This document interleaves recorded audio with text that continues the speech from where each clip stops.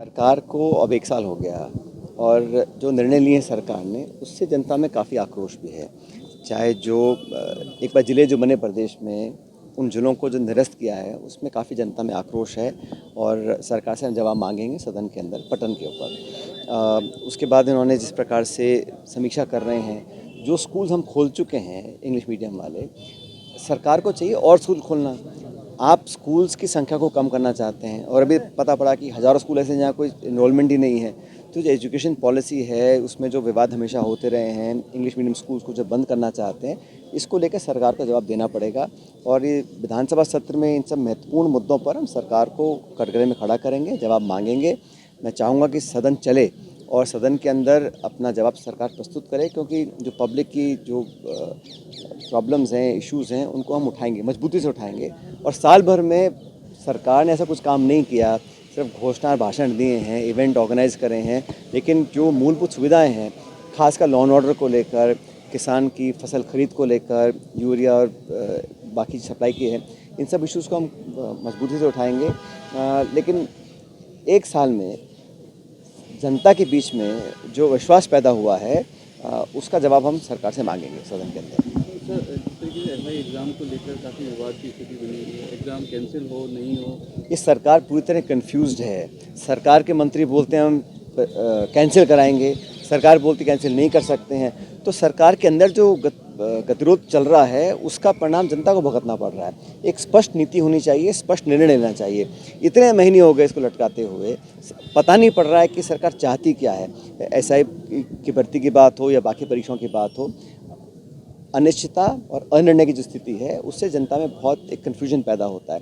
और क्योंकि सरकार में इतने सारे मल्टीपल पावर सेंटर बन चुके हैं, मंत्री कुछ बोलते हैं, सरकार कुछ बोलती है और जनता पिस रही है और इस तरह से मजाक बना हुआ है। तो स्टेट गवर्नमेंट को चाहिए अपनी नीति स्पष्ट करे।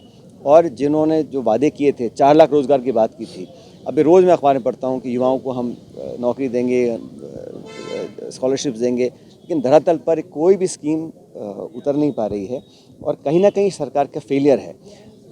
स्टेट गवर्नमेंट की जिम्मेदारी होती है, जो आप चुनाव लड़े थे जिन मुद्दों को लेकर, उन मैनिफेस्टो में जो आपने पॉइंट्स रेज किए थे उनको पूरा करें। सरकार हर मोर्चे पर फेल रही है और अभी भी मुझे लगता है कि सरकार के अंदर जो डायरेक्शन दिल्ली से आते हैं या सरकार में जो ब्यूरोक्रेसी हावी है, जो जनप्रतिनिधि, जो सत्ताधारी के जो एमएलए विधायक हैं, मंत्री हैं, वो ही अपने आप को असहाय महसूस करते हैं। तो गवर्नेंस जो है बिल्कुल भगवान भरोसे चल रही है यहाँ पर। सर, दिल्ली में नया ऑफिस मिलने जा रहा है आप लोगों को, क्या नए चेहरे? और बहुत लंबे समय के बाद हम लोग अपना जो मुख्यालय है कांग्रेस पार्टी का उसको शिफ्ट कर रहे हैं और 15 तारीख को उसका उद्घाटन खड़गे साहब, सोनिया जी, राहुल गांधी जी करेंगे और मुझे लगता है कि एक नई शुरुआत वहाँ से होगी। बहुत दिनों से चर्चा थी और फाइनली वो दिन आ गया जब कांग्रेस पार्टी का नया मुख्यालय पर हम सब लोग वहाँ पर शिफ्ट करेंगे और वहाँ से पार्टी का संचालन होगा। जैसा खड़गे जी ने कहा, 2025 जो है ये संगठन को ताकत देने का साल है।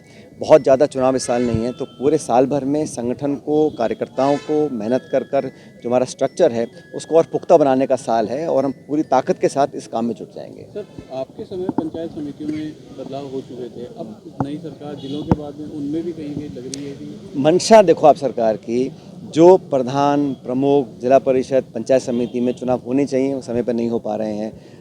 शहरों में चुनाव होने चाहिए उसको डिले कर रहे हैं, कभी परिसीमन के नाम पर, कभी जनसंख्या के नाम पर, कभी सेंसस के नाम पर लगातार डिले कर रहे हैं।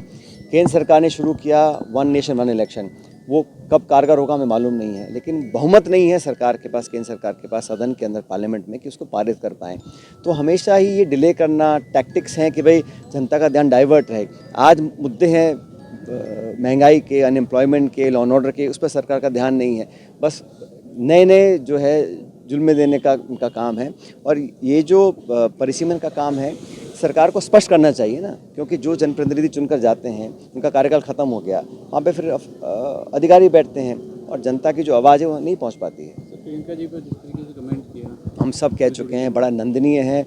और मुझे आश्चर्य इस बात का है कि जो स्टेटमेंट प्रियंका जी के बारे में बोला गया उसका खंडन या उससे दूरी बनाने का काम भाजपा के शीर्ष नेतृत्व करना चाहिए। इससे बुरी बात क्या हो सकती है? क्या स्तर पहुंच गया राजनीति का?